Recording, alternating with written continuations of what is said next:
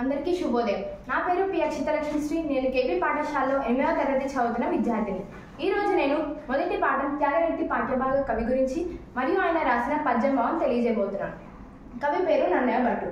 కాలం 11వ శతాబ్దం. ఈయన రాజమహేంద్రవరాన్ని పాలించిన తూర్పు చాళుక్య రాజైన రాజరాజ నరేంద్రుని ఆస్థాన కవి.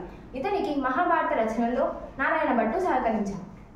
ఈయన రచనలు మహాభారతంలోని ఆది సభా పర్వాలు పూర్తిగాను, అరణ్య పర్వంలో 4వ ఆశ్వాసంలోని శారదరాత్రులు అనే పద్యం వరకు రచించాడు. ఆంధ్ర శబ్ద చింతామణి ఈయన సంస్కృత గ్రంథం. ఈయన బిరుదులు ఆదికవి, వాగని శాసనుడు.